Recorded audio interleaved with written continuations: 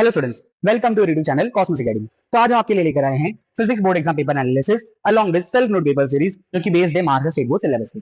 इस video series के अंदर आपको physics board exam previous question paper के एनालिसिस हम बताएंगे, जो कि बेस्ड होगा उनके आंसर की पे।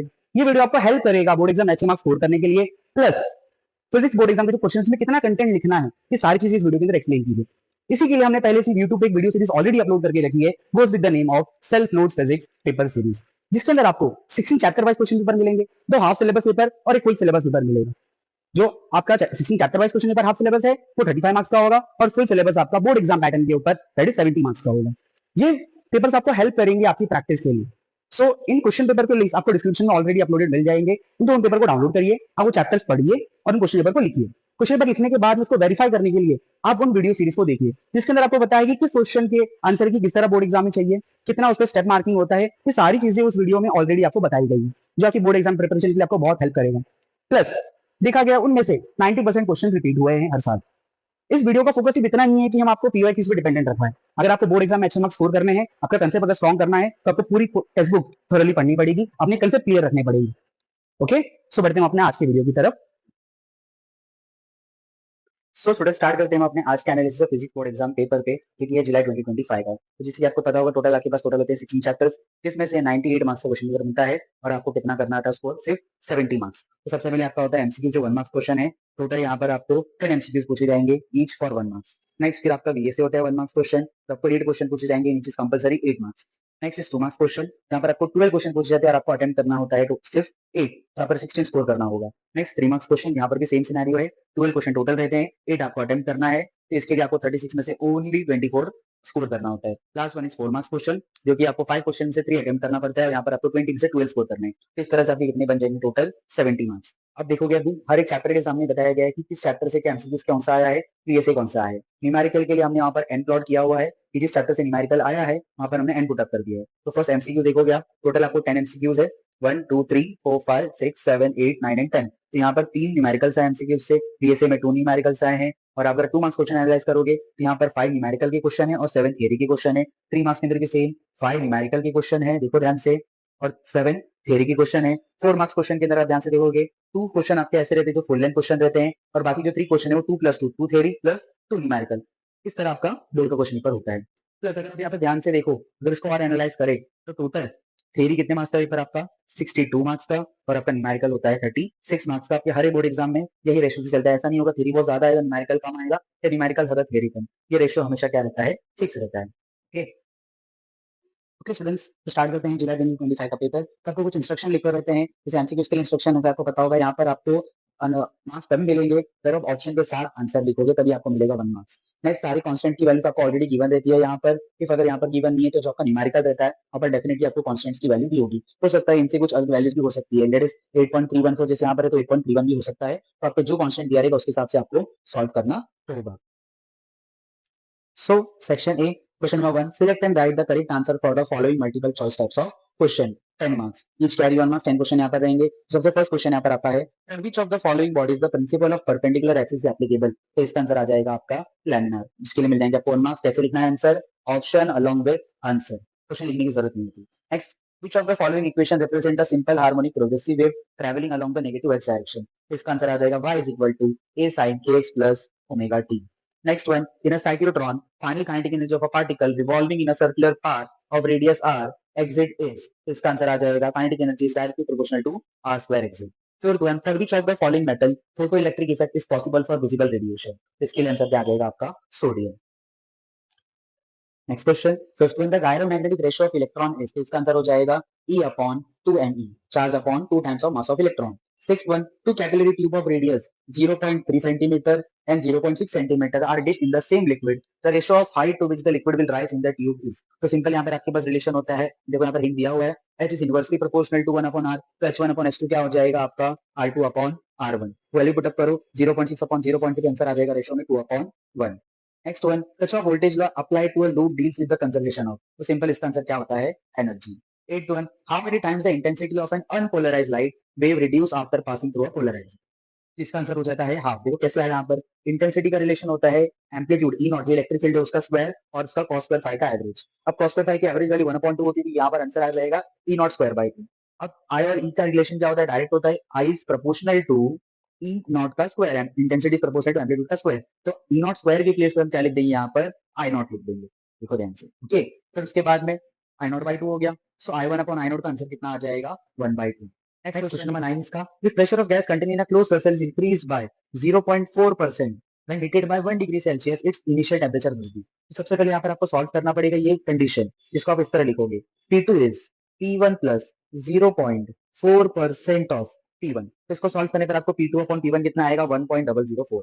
टेम्परेचर कितना बढ़ा रहे हो आप, T1 plus 1। You know that pressure का रिलेशन डायरेक्ट टेम्परेचर से होता है, तो P2 upon P1 is T2 upon T1। इसको अरेंज किया तो T1 will become T1 T2 upon T2। Next इसको सॉल्व करोगे आप, सारी वैल्यू पुट अप रखिए, P1 अपॉन P2 हो जाएगा 1 अपॉन 1.004 और T2 होगा T1 प्लस 1। सॉल्व करने पर फाइनल आंसर आएगा आपका 250 degree Celsius. Next last MCQs, 10th one, the wavelength and power of the incident light is, तो wavelength दिया है 4000 angstrom और power दिया 0.1 watt। Respectively, the number of incident photon is, यहाँ पे देखो आप हिंट में फॉर्मूला क्या है इसका, power is equal to number of photons, energy upon time। Small n का मतलब होता है नंबर ऑफ फोटॉन्स पर यूनिट टाइम, जो कि यहाँ पर ढूंढना है, तो पी अपॉन ई हो जाएगा, ई का फॉर्मूला होता है एचसी बाय लैम्बडा, और यहाँ पर आएगा पी लैम्बडा अपॉन एचसी। अब सारी वैल्यू पुट अप करो, पावर है 0.1, लैम्बडा मैंने कन्वर्ट किया मीटर में तो 4 into 10 to the power -7, H है 6.6 into 10 to the power -34 और स्पीड ऑफ लाइट है 3 into 10 to the power 8। Solve करने पर आपको आंसर मिलेगा 2.011 into 10 to the power 17। तो ये था आपका MCQs. So the last thing, MCQs के अंदर आपको ध्यान रखना है, क्या अगर एमसीक्यूज अटेम्प्ट करते हो तो आपको सिर्फ फर्स्ट अटेम्प्ट पे मार्क्स मिलेगा, तो बहुत ध्यान से एमसीक्यूज आपको अटेम्प्ट करना है बोर्ड एग्जाम के अंदर।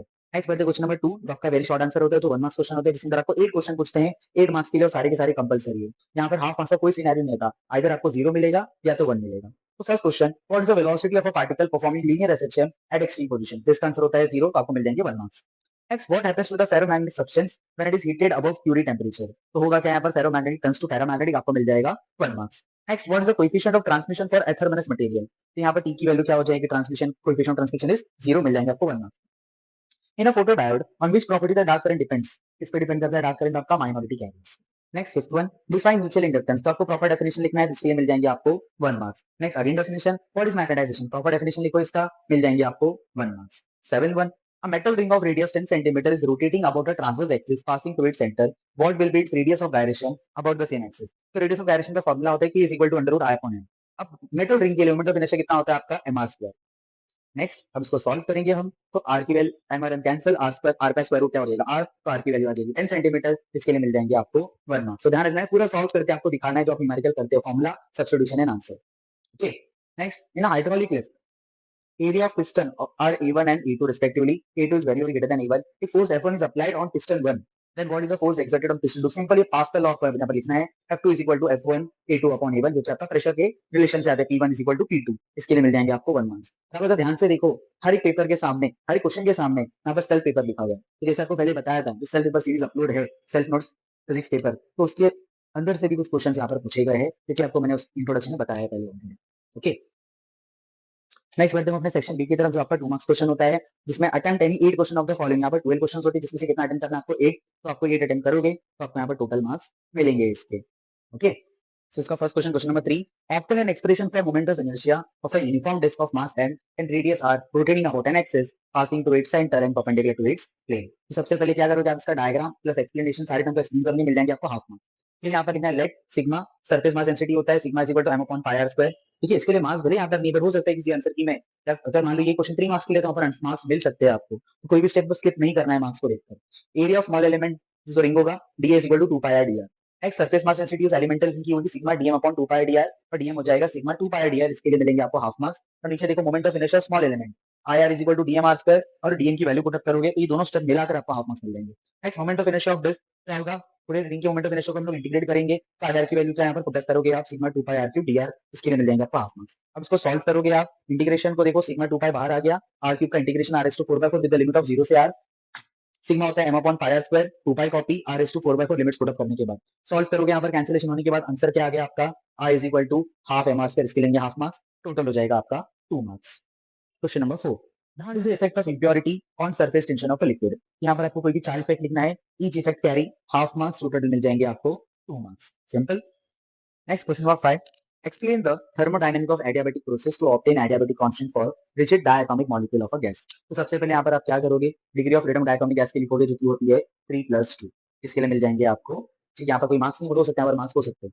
नेक्स्ट है द टोटल इंटरनल एनर्जी पर मोल, तो क्या होता है यहाँ पर E इक्वल टू 5/2 NKBT, और NKB की जगह आप देख सकते हो, उसके लिए मिल जाएंगे आपको हाफ मार्क्स। नेक्स्ट सी क्या होता है डी/dt, तो यहाँ पर आप इसको डिफरेंशिएट करोगे टेम्परेचर रिस्पेक्ट से, तो आपको मिलेगा 5/2R, और Cp क्या होता है Cv प्लस R, इसमें पुटअप करोगे तो आंसर आ जाएगा 5/2R प्लस R, तो हो जाएगा 7/2R, इन सबके लिए मिल जाएंगे आपको हाफ मार्क्स। नेक्स्ट गैमा का फॉर्मूला होता है Cv/Cv, उसके लिए मिल जाएंगे हाफ मार्क्स, और इसकी वैल्यू पुटअप करोगे तो आंसर आएगा फाइनली आपका 7/5, इसके लिए मिलेंगे हाफ मार्क्स, टोटल हो गए आपके 2 मार्क्स। हो सकते हैं 3 मार्क्स में अगर क्वेश्चन आता है तो मार्क्स का डिस्ट्रीब्यूशन और वेरिएशन के साथ हो जाएगा, ठीक है। नेक्स्ट है आपका question number 6, draw NEET level diagram of variation of kinetic energy and potential energy with displacement in SHM. आपका जो ऑसिलेशन चैप्टर उससे ग्राफ दिया हुआ है, तो ध्यान से ग्राफ विद प्रॉपर लेबलिंग बना करना है आपको, तो मिल जाएंगे आपको total 2 marks. Next question number 7. Assuming an equation of magnetic force due to arbitrarily shaped wire, obtain an expression for force on a closed circuit in a uniform magnetic field. सबसे पहले आप यहाँ पर डायग्राम बना होगा, explain करोगे, मिल जाएंगे आपको हाफ मार्क्स। नेक्स्ट फिर आप उसके फॉर्मूला लिखोगे, DFM is equal to I bracket of DL cross B, उसके लिए मिल जाएंगे आपको half marks. Next the force on a close circuit in uniform magnetic field, अगर ऐसा है तो इंटीग्रेट करोगे सबसे पहले आप क्लोज इंटीग्रल लगाकर, और I बाहर आ जाएगा, तो इंटीग्रल के अंदर आएगा DL क्रॉस B, इसके लिए मिल जाएंगे आपको हाफ मार्क्स। नेक्स्ट आपकी मैग्नेटिक फील्ड यूनिफॉर्म है तो B बाहर आ जाएगा, सिर्फ इसका इंटीग्रेशन करना है आपको क्लोज इंटीग्रल DL का, क्योंकि हो जाएगा नेक्स्ट स्टेप में 0, तो आपका मैग्नेटिक फोर्स हो जाएगा 0, इसके लिए मिल जाएंगे हाफ, टोटल हो गया आपका 2 marks. Next question number 8, distinguish between diamagnetic and paramagnetic substance. तो डिस्टिंग्विश आपको कैसे लिखना होता है, ईच डिफरेंस कैरी 1 मार्क्स, तो आप दो प्रॉपर डिफरेंस लिखोगे तो मिल जाएंगे आपको total 2 marks. Next question number 9, state Faraday's laws in electromagnetic induction. आपको यहाँ पर दो ही लॉ है, वो दोनों लॉ लिखने हैं, ईच लॉ कैरी 1 मार्क्स, तो दोनों लॉ लिखोगे तो कितने मिल जाएंगे आपको total 2 marks. Next question, Question number 10. In a parallel resisting circuit, a source of EMF having E is equal to 140 sin 3142t is connected across a pure resistor. If the value of RMS current is 1.98 ampere, calculate the value of resistance. इस question में आपको resistance calculate करना है, तो सबसे पहले question ध्यान से देखो, जहां पर जिस क्वेश्चन में भी ऐसा इक्वेशन टाइप रहे, ओके, तो समझ जाओ उस क्वेश्चन के अंदर आपको इस इक्वेशन को कंपेयर करना है। यहाँ पर सबसे पहले आप इक्वेशन कॉपी करोगे और कंपेयर करोगे E is equal to E naught sin omega t से, तो यहाँ पर जो E naught की वैल्यू कितनी हो जाएगी 140 वोल्ट, इस इक्वेशन के लिए हाफ मार्क्स, और आपको E naught लिखने के लिए हाफ मार्क्स। नेक्स्ट ERMS का फॉर्मूला होता है आपका जो ओम्स लॉ है, voltage equal to current into resistance, R बन जाएगा ERMS अपॉन IRMS, फिर आपको ERMS नहीं पता तो ERMS हो जाएगा E naught by √2, इसके लिए मिल जाएंगे हाफ मार्क्स। नेक्स्ट अब इसको फिर सब्स्टिट्यूशन में लेकर आओगे, सब्स्टिट्यूट करोगे, E naught की वैल्यू कितनी है 130, नहीं लिखोगे तो भी चलेगा, और √2 की वैल्यू 1.414 इंटू 1.9। अब इसको सॉल्व करेंगे तो आपका आंसर आ जाएगा 50 होगा, इसके लिए मिल जाएंगे हाफ मार्क्स, टोटल हो जाएंगे आपके 2 marks. Okay, question number 11, the differential equation of linear SHM in SI unit is d2x upon dt square is equal to -36x, calculate its frequency and periodic time. देखो ये भी आपका जो question आया है, ये भी कंपैरिजन वाला क्वेश्चन है। सबसे पहले आप इक्वेशन लिखोगे तो गिवन में d2x upon dt square is equal to -36x, उसके बाद इसको कंपेयर करके डिफरेंशियल इक्वेशन से, जो कि होता है आपका d2x by dt square minus omega square x, इसके लिए मिलेंगे आपको हाफ मार्क्स। अब कंपेयर करने के बाद ओमेगा स्क्वायर की वैल्यू कितना लिखा है यहाँ पर 36, तो ओमेगा हो जाएगा 6 रेडियन पर सेकंड, ठीक है। नेक्स्ट आपको फ्रीक्वेंसी निकालना था, तो फ्रीक्वेंसी क्या होता है आपका ओमेगा इज इक्वल टू 2 पाई, तो n क्या हो जाएगा ओमेगा बाय 2 पाई, इसके लिए मिलेंगे हाफ मार्क्स। अब नेक्स्ट इसको कैलकुलेट करना है, ओमेगा इज 6, 2 into पाई की वैल्यू 3.142, सॉल्व करोगे तो फाइनल आंसर आएगा 0.9548, मिलेंगे हाफ मार्क्स। नेक्स्ट एंड्रॉइड का फॉर्मूला होता है 1 by n, 1 upon 0.9548, value put up किया, आंसर निकालोगे, मिल जाएगा आपको हाफ मार्क्स, टोटल हो जाएंगे आपके 2 marks. Next question Question number 12. Two tuning forks having frequency 160 and 170 Hz are sounded together to produce sound waves. The velocity of sound in air is 326.4 meter per second. Calculate the difference in wavelength of this wave. तो यहाँ पर सबसे पहले आपके पास formula होता है V is equal to n lambda. So अगर वेलोसिटी कांस्टेंट है तो n का रिलेशन लैम्डा से इनवर्स हो जाएगा। सो n1 is less than n2, तो lambda 1 is greater than lambda 2। Okay, next V1 का फॉर्मूला होता है n1 लैम्डा 1 n2 लैम्डा 2। तो आप लिखोगे और दोनों का डिफरेंस निकाला तो लैम्डा 1 माइनस लैम्डा 2, तो आपका हो जाएगा v upon n1 is minus v upon n2, उसके लिए मिल जाएंगे आपको हाफ मार्क्स पूरे स्टेप्स के लिए। नेक्स्ट v कॉमन आ जाएगा 1 upon n1 minus 1 upon n2, अब सारी वैल्यू पुट अप करोगे, v इज 326.4, 1 अपॉन n1 की वैल्यू कितनी है 160, आपका n2 है 170, इसके लिए मिल जाएंगे आपको हाफ मार्क्स। ओके, इसके लिए मिलेंगे आपको हाफ मार्क्स। नेक्स्ट सॉल्व करोगे, फाइनल आंसर आएगा 0.12 मीटर, इसके लिए मिलेंगे 1 मार्क्स, आपका टोटल हो जाएगा 2 marks. Next, question number 13. What must be the ratio of the slit width to the wavelength for a single slit to have the first diffraction minimum at 45 degree? सबसे पहले देखो sine theta का formula होता है n lambda bye a, इसके लिए मिलेंगे half marks. अब फर्स्ट मिनिमम है तो n की वैल्यू हो जाएगी 1, तो साइन थीटा बन जाएगा लैम्बडा बाय a। अब यहाँ पर आप निकालोगे, क्या निकालना है, ratio of slit width to the wavelength, तो a बाय लैम्बडा हो जाएगा 1 बाय साइन थीटा। थीटा की जगह लिखोगे 45, 45 साइन 45 1 बाय √2, उसके लिए मिलेंगे आपको हाफ मार्क्स। उसको सॉल्व करोगे, ऊपर जाके √2 बन जाएगा और वैल्यू आती है √2 की 1.44, इसके लिए मिलेंगे आपको 1 मार्क्स, टोटल हो गए आपके 2 marks. Last question, question number 14. A potential gradient of a wire is 0.5 volt per meter. If the EMF of a cell balance against a length of 216 centimeter of this potentiometer wire, calculate EMF of the cell. यहाँ पर simple सा सम से 2 marks के लिए देखो, ई का formula होता है KL हाफ मार्क्स, के की वैल्यू कितनी थी 0.5 और ये आपका है 216 सेंटीमीटर मीटर में मिल जाएगा हाफ मार्क्स सब्स्टिट्यूशन के लिए और फाइनल आंसर आएगा 1.08 वोल्ट मिल जाएगा 1 मार्क्स, टोटल हो गया आपके 2 मार्क्स। तो ये था आपका 2 मार्क्स क्वेश्चन जिसमें से आपको 12 में से 8 अटेम्प्ट करने पड़ते हैं और देखो जो भी आपके पेपर की क्वेश्चन है उसके आगे सेल्फ पेपर लिखा हुआ है, इसका मतलब ये सारे क्वेश्चन आपको सेल्फ पेपर सीरीज में मिलेंगे, इनसे रिलेटेड कुछ ना कुछ आपको कंटेंट मिलेगा, तो ध्यान रखना है स्टडी बहुत आपको प्रॉपर्ली टेक्स्ट बुक से करनी करनी तो आपको मार्क्स अच्छे मिलेंगे। सर नेक्स्ट बढ़ते हैं अपने सेक्शन सी की तरफ, दैट इज आपका 3 मार्क्स क्वेश्चन जिसमें से आपको 8 में से सो बढ़ते हैं अपने नेक्स्ट सेक्शन की तरफ, दैट इज सेक्शन सी, जो आपका 3 मार्क्स क्वेश्चन होता है जिसके अंदर आपको 12 में से 8 क्वेश्चन अटेम्प्ट करने पड़ेंगे, तो आपको टोटल मिलेंगे 24 marks. So question number 15, obtain an expression for torque acting on a rigid body rotating with constant angular acceleration. ये आपको रिलेशन डायनामिक्स टॉपिक का क्वेश्चन है, सबसे पहले हम डायग्राम और एक्सप्लेनेशन करोगे उसका तो मिल जाएंगे आपको हाफ मार्क्स। नेक्स्ट आप एक क्वेश्चन लिखोगे a1 equal to r1 alpha, a2 equal to r2 alpha and an equal to rn alpha. उसके बाद से आपको टॉर्क का फॉर्मूला अगर पता होगा तो टॉर्क का फॉर्मूला होता है τ1 is equal to r1 f1 sin theta या फिर rf sin थीटा। यहाँ पर देखोगे साइन थीटा आपका 1 हो जाएगा बिकॉज आर और एफ में एंगल 90 बनेगा, तो टाउ के लिए क्या चाहिए आपका एफ चाहिए और F1 का फॉर्मूला हो जाएगा N1A1। तो उसी तरह स्टार्ट किया है देखो, F1 is equal to N1A1 और A1 हो जाएगा R1 अल्फा। उसी तरह F2A2 लिखोगे आप, उसी तरह FNAN लिखोगे, मिल जाएंगे इसके लिए हाफ मार्क्स, बहुत सिंपल सी बात। नेक्स्ट टाउ1 हो जाएगा आपका F1R1 और F1 क्या था आपका M1R1 अल्फा, टोटल सॉल्व करोगे M1R1 अल्फा, उसी तरह टाउ2 उसी तरह टाउ मिलेगा MNR1 अल्फा, इसके लिए मिल जाएंगे half marks. Next total torque आप ऐड करोगे, उसके बाद में अब उसकी वैल्यू पुट अप करोगे टॉर्क की, देख रहे हो इस स्टेप के अंदर। उसके बाद में आप इसको अल्फा कॉमन निकाल लोगे और ताऊ लास्ट में मिलेगा आपको आई अल्फा, उसके लिए मिलेंगे हाफ मार्क्स। और आई क्या रिप्रेजेंट करता है, मोमेंट ऑफ इनर्शिया, जिसका फॉर्मूला होता है m1r1 m2r2 dot dot mnr1, इसके लिए मिल जाएंगे आपको हाफ मार्क्स। सिंपल, टोटल हो जाएंगे आपके 3 मार्क्स। नेक्स्ट क्वेश्चन नंबर 16, आपका डेफिनेशन क्वेश्चन है, देखो यहाँ पर डिफाइन द टर्म्स, तो first one is cohesive force, second one range of molecular force, third one is sphere of influence. Each definition carry 1 marks, अब 3 डेफिनेशन लिखोगे आपको मिल जाएंगे 3 marks, as simple as that. So next question, show that only odd harmonics are present in the vibration of air column in a pipe closet। One तो आपका superposition of 8 topics का है question. सबसे पहले आप क्या करोगे, फंडामेंटल मोड का डायग्राम बनाओगे, इसके लिए मिलेंगे आपको हाफ मार्क्स। नेक्स्ट उस डायग्राम की मदद से एल की वैल्यू क्या होगी लैम्डा बाय 4, तो लैम्डा हो जाएगा 4l, फिर वी का फॉर्मूला होता है n लैम्डा, इसके हेल्प से n का वैल्यू क्या हो जाएगा v बाय लैम्डा। अब लैम्डा पुट अप करोगे v बाय 4l और l की वैल्यू आ जाएगी l plus e and correction के साथ, उसके लिए मिलेंगे half marks. Next first order का डायग्राम बनाओगे, इसके लिए मिलेंगे हाफ मार्क्स। उस डायग्राम को मेरे साथ l कैलकुलेट करोगे, 3 लैम्डा 1 बाय 4, फिर लैम्डा 1 हो जाएगा 4l बाय 3। अगेन v का फॉर्मूला क्या हो जाएगा n1 लैम्डा 1, तो इससे n1 क्या मिलेगा आपको v by lambda 1, put up करोगे आंसर आएगा 3v bye 4l। Next L हो जाएगा एल प्लस ई, और अब ध्यान से देखो यहाँ पर एन क्या है आपका वी अपॉन 4l प्लस, यहाँ पर वी अपॉन 4l प्लस की जगह एन लिख दोगे, इसके लिए मिलेंगे हाफ मार्क्स। नेक्स्ट सेकंड ओवरटर्म का डायग्राम बनाओगे, हाफ मार्क्स। सिमिलरली एल क्या हो जाएगा 5 लैम्डा 2 बाय 4, तो लैम्डा 2 हो जाएगा 4l बाय 5, फिर इसको सॉल्व करोगे आप, यहाँ पर मिलेगा आपको 5n।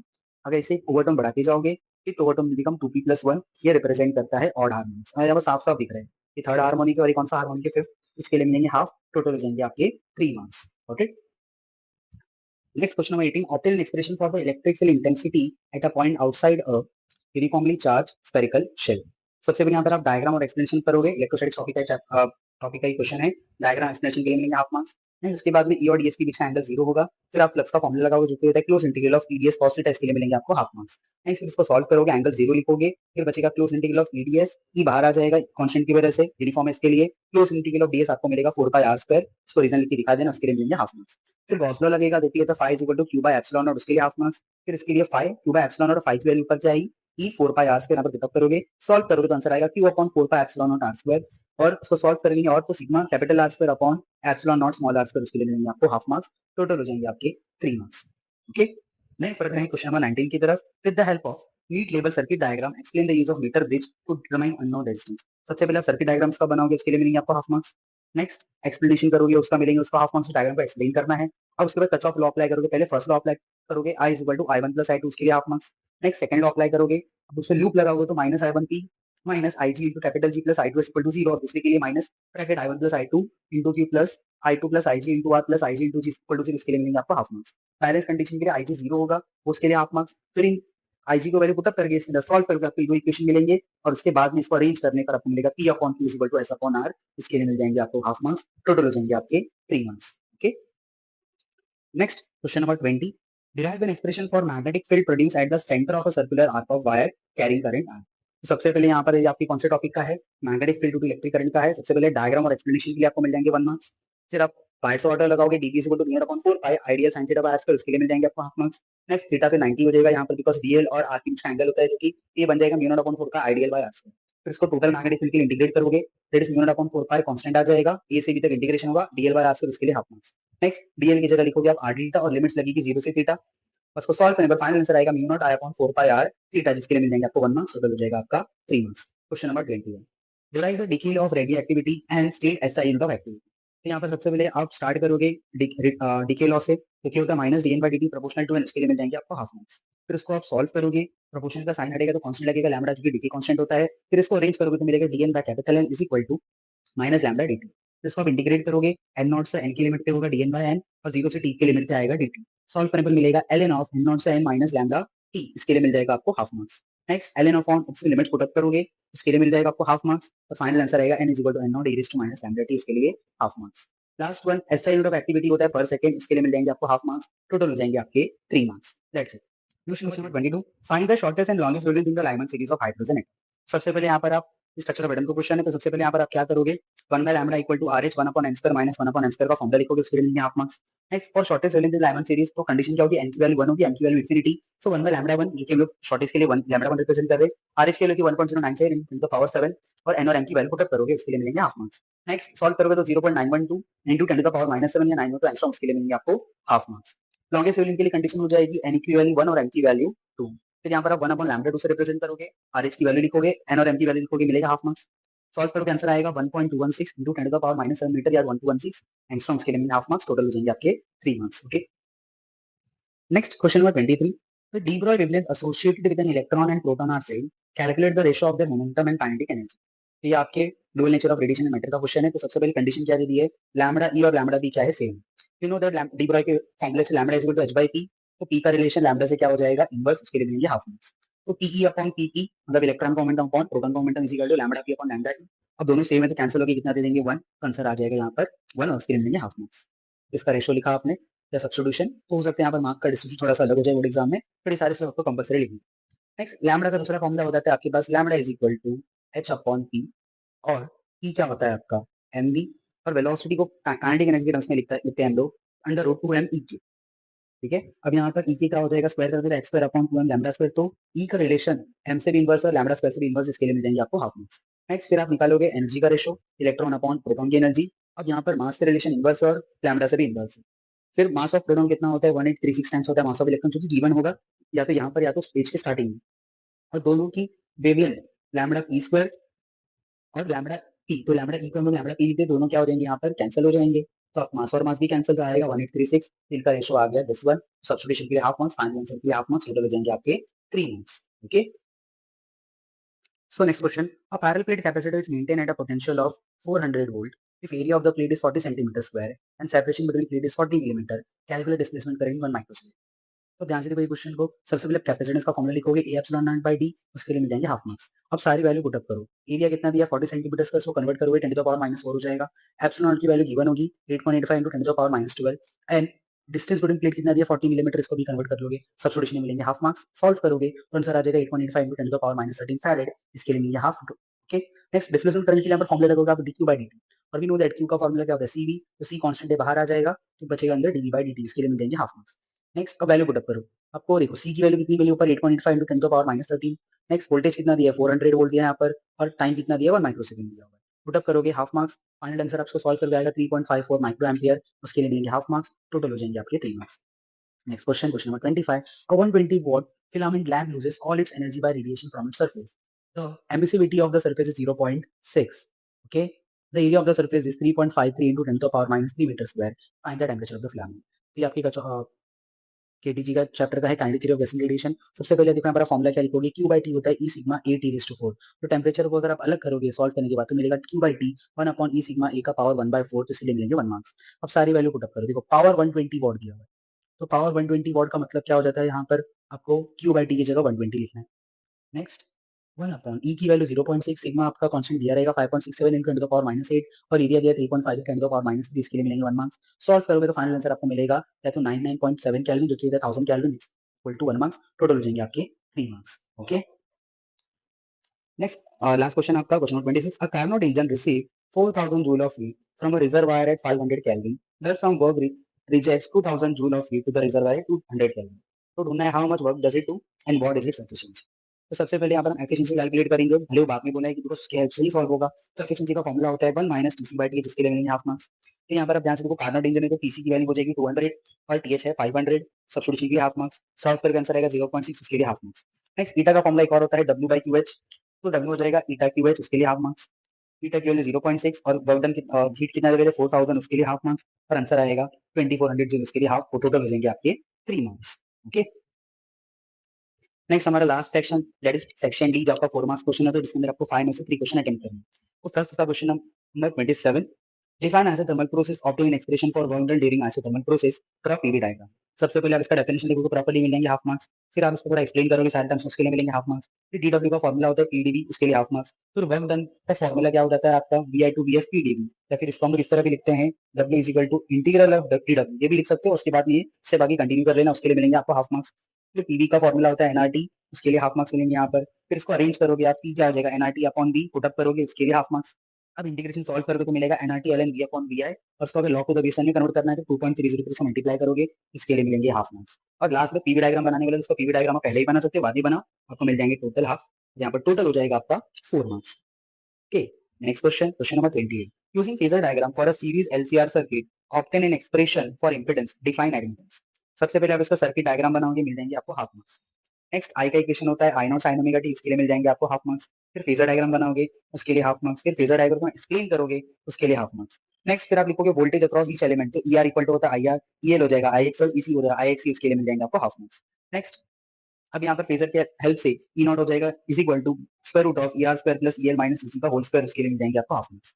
नेक्स्ट आप जब सारी वैल्यू पुटअप करोगे तो ई आर हो जाएगा आपका आई नॉट आर, ई एल हो जाएगा आई नॉट एक्सएल, इसी हो जाएगा आई नॉट एक्सी। सबसे आई नॉट कॉमन निकल के रूट से बाहर आ जाएगा और ई नॉट से डिवाइड हो जाएगा, इसको बोलेंगे जेड। तो जेड का फाइनल फॉर्मूला बच जाएगा आपका ये R square under root R square plus XL minus इसी का होल स्क्वायर, उसके लिए हाफ मार्क्स। और लास्ट में आप एडमिटेंस का डेफिनेशन लिखोगे, उसके लिए हाफ मार्क्स। टोटल हो जाएंगे आपके 4 marks. Okay, next question number 29 जो आपका बाइफर्केशन क्वेश्चन है, 2 मार्क्स में डिवाइड हो गया क्वेश्चन 4 मार्क्स का। तो फर्स्ट वन इज इसका obtain an expression for motional EMF in a rotating bar with constant angular velocity omega in uniform magnetic field perpendicular to plane of rotation. सबसे पहले आप इसका डायग्राम और एक्सप्लेनेशन करोगे, half marks मिल जाएंगे। फिर आप डी की वैल्यू लिखोगे बीवीडीआर, उसके लिए हाफ मार्क्स। नेक्स्ट टोटल के लिए अभी ई क्या हो जाएगा integration of DE, integration of BVDR, उसके लिए हाफ मार्क्स। और वी का वैल्यू होता है आर ओमेगा, वो लिखोगे आप। उसके बाद में बी ओमेगा कांस्टेंट बाहर आ जाएगा, आर का इंटीग्रेशन होगा 0 से एल में, और फाइनल आंसर आ जाएगा आपका B omega L square by 2, उसके लिए हाफ मार्क्स। टोटल हो जाएंगे आपके 2 मार्क्स। फिर उसी का एक और क्वेश्चन देखो उस चैप्टर का ईएमआई का, तो mutual inductance M of the two coil is 1.5 henry, the self inductance of the two coils are 5 henry and 4 henry, calculate the coefficient of coupling. तो एम का फॉर्मूला होता है M is equal to K under root L one L two, mutual inductance का formula है। तो K की value हो जाएगी M upon under root L one L two, इसके लिए मिल जाएंगे आपको हाफ मार्क्स। वैल्यू सब्स्टिट्यूट करोगे, एम की वैल्यू 1.5, आपके एल वन की वैल्यू 5 और एल टू की वैल्यू 4, उसके लिए मिलेंगे हाफ मार्क्स। फाइनल आंसर आएगा के इज इक्वल टू 0.335 और उसके लिए 1 मार्क्स। टोटल हो गए 2 मार्क्स, तो ऊपर भी 2 और ये 2 टोटल हो जाएंगे आपके 4 marks. Got it. Next question, question number 30, first one इसका bifurcation, define logic gate and explain why not gate is called an inverter gate. सबसे पहले आप इसका डेफिनेशन लिखोगे, मिल जाएंगे 1 मार्क्स, और उसको एक्सप्लेन करोगे, मिल जाएंगे 1 मार्क्स। टोटल हो गए 2 मार्क्स। नेक्स्ट क्वेश्चन इसी चैप्टर का सेमीकंडक्टर डिवाइसेस का, a transistor is in common emitter and configuration, its DC current gain is 50 if collector current is 3 milli ampere, calculate the base current. यहाँ पर आपके पास formula होता है beta DC is equal to IC upon IB, और उसको arrange करोगे तो आईबी हो जाएगा आईसी अपॉन बीटा डीसी, उसके लिए मिल जाएंगे half marks. Next IB, IC की वैल्यू कितनी है आपकी 3 मिली एम्पियर, इसको लिखोगे कन्वर्ट करके, और आपका बीटा डीसी 50 पुट अप करोगे, हाफ मार्क्स। फाइनल आंसर आपका आएगा 0.06 मिली एम्पियर, इसके लिए मिलेंगे 1 मार्क्स। तो ऊपर के 2 और ये 2 टोटल हो जाएंगे आपके 4 मार्क्स। ओके, लास्ट क्वेश्चन इस चैप्टर का, इस पेपर का, that is question number 31, first one state the 4 condition for obtaining well defined steady interference pattern. यहाँ पर कुछ 5 to 6 कंडीशन मेरे पास 6 to 7 कंडीशन है, कोई भी 4 कंडीशन लिखो, each condition carrying half marks, 4 condition लिखोगे, मिल जाएंगे आपको 2 मार्क्स। नेक्स्ट क्वेश्चन उसी रे ऑप्टिक्स का, light incident at an angle of 52.5 degree on a bucket filled with water be completely polarized after reflection, calculate the refractive index of the water। तो ये आपके Brewster's law का सम से, तो सबसे पहले ब्रूस्टर्स लॉ लिखोगे, n = tan थीटा, इसके लिए मिलेंगे half marks. Next theta B की वैल्यू पुट अप करोगे, दैट इज 52.5, इसके लिए हाफ मार्क्स। और सॉल्व करोगे, tan 52.5 आंसर आ जाएगा 1.3032 लॉगो के हेल्प से, तो आपको मिल जाएंगे 1 मार्क्स। टोटल हो गया आपके 2 मार्क्स, तो ऊपर के 2 और ये 2 टोटल हो जाएंगे आपके 4 मार्क्स। सिंपल। सो जैसे कि आपने देखा, ये था हमारा बोर्ड एग्जाम जुलाई 2025 का पेपर एनालिसिस। अब अगर इसको मैं सेल्फ पेपर से कंपेयर करूँ, तो देखो एमसीक्यूज आपका विदाउट ऑप्शन आया था 7 मार्क्स का, और विद ऑप्शन जो कि वहाँ पर कंपलसरी सब करने। वीएस 7 मार्क्स क्वेश्चन 8, यहाँ पर भी 8। नेक्स्ट 2 मार्क्स के क्वेश्चन थे विदाउट ऑप्शन, आपको देखो टोटल के 16 आए थे, और विद ऑप्शन 22 मार्क्स के थे। 3 मार्क्स आपके 24 मार्क्स के और विदाउट ऑप्शन विद ऑप्शन है 27, 4 marks question without option is 12 marks और विद ऑप्शन है 20 मार्क्स। तो अगर हम ध्यान से देखें, टोटल विदाउट ऑप्शन वाले 67 मार्क्स के थे और विद ऑप्शन 84 मार्क्स का 98 मार्क्स। अगर मैं इसको और एनालाइज अच्छे से देखो तो डिवाइसेस जो होते हैं इसमें लॉजिक गेट 2 मार्क्स का आया था, मीटर बिट्स 3 मार्क्स का आया था और साइक्लोट्रॉनिक्स एमसीक्यू 1 मार्क्स का आया था। और अगर डेफिनेशन और लॉज आप देखोगे तो 13 मार्क्स के डेफिनेशन और लॉज आए थे। फिर एमसीक्यूज बीएस से 2 मार्क्स 3 मार्क्स सब में मिला। ओके, और फिर से अगर आप सेल्फ पेपर से कंपेयर करोगे तो 90% क्वेश्चन से पूछे हैं। बट मैं बार बार रिपीट कर रहा हूँ, पेपर से आपको देख के समझना है कि how to write that particular paper in your board exam, what to write and what the board examiner expect with you. ये सारी चीजें याद रखो, अच्छे से प्रिपरेशन करो, कंसेप्ट अच्छे से पढ़ो। And thank you so much. मिलते हैं हम लोग अपने नेक्स्ट पेपर एनालिसिस में। बाय।